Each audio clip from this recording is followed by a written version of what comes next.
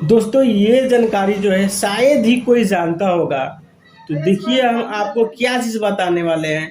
ये जो स्लिप्स कभी भी इसमें लगाते हैं तो फूलता क्यों है, इसमें नम क्यों आता है, बड़ा छोटा क्यों हो जाता है, किसको बड़ा रहना चाहिए और किसको छोटा रहना चाहिए और किस तरीके से लगाना चाहिए, डिटेल्स में देखिए। तो ये देखिए सबसे पहले जो है यहाँ से इसको इस तरीके से रखेंगे और ये मेजरमेंट करेंगे। ये देखिए ये जो है मेरा आधा इंच स्लिप्स ज़्यादा है। अब देख पा रहे हैं ये आधा इंच ज़्यादा है, तो ये ज़्यादा रहना ही चाहिए। अब क्यों रहना चाहिए, चलिए आपको स्टिच करेंगे, सिलाई करके अच्छे तरीके से इसको बैठा के दिखाते हैं। ये जब बर्न आता है ना तो इसमें कोई सा भी नम नहीं पड़ता है और अच्छे तरीके से जो है ये अटैच हो जाता है। तो कौन सा किस में अटैच होगा हम आपको अच्छे तरीके से समझाते हैं। ये देखिए ये रहा मेरा, इस तरीके से स्टिच कर दिए, इसको जोड़ दिए है। ये भी इधर से देखिए, ये इधर से जो है अच्छे तरीके से फोल्ड कर दिए, ये सीधा है और ये उल्टा है। ठीक है, ये उल्टा है और ये सीधा है।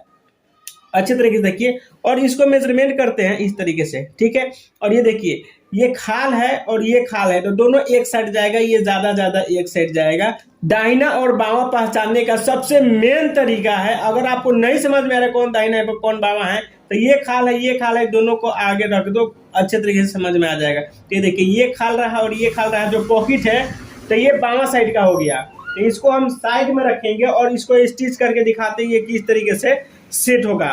ये ज़्यादा है तो कहीं गड़बड़ तो नहीं हो जाएगी, इस चीज़ को हम क्लियर करते हैं।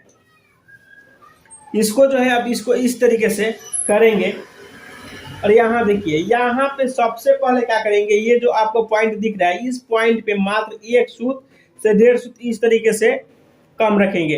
पूरा बराबर इस तरीके से पूरा बराबर का नहीं रखेंगे, यहाँ 1 सूत, ये देखिए 1 से 1.5 सूत इस तरीके से हमने एक्स्ट्रा कपड़ा आगे की तरफ इसको रखा है।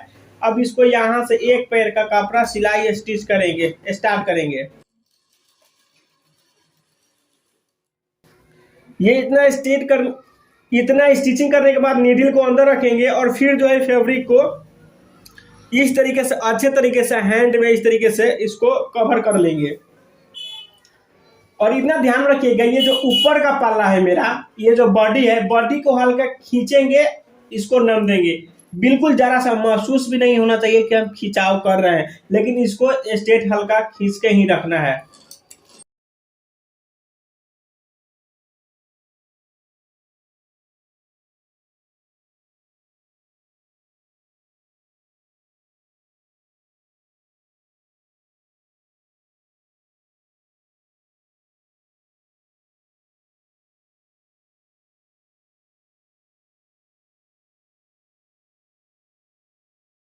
देखिए इधर को भी क्या हुआ कि इधर को भी 2 सूत, ठीक है, और इधर को भी 1 से 1.5 सूत ये एक्स्ट्रा है।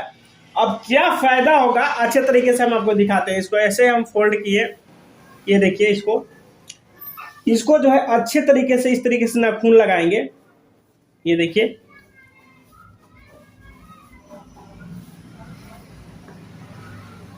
अब इसको सिलाई करके दिखाते हैं इसका क्या फायदा है। ये देखिए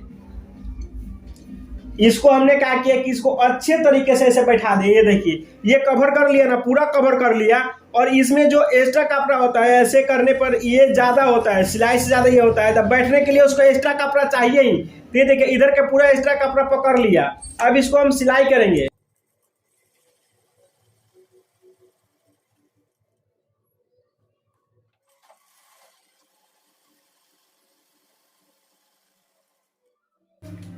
ये देखिए हम आपको बताना चाहेंगे कि इसमें अब देख रहे कोई भी सलवट नहीं आ रहा है, इसमें कोई भी नम नहीं आ रहा है, बिल्कुल कितना फिनिशिंग स्टिच हो रहा है, इस चीज को आप देख सकते हो।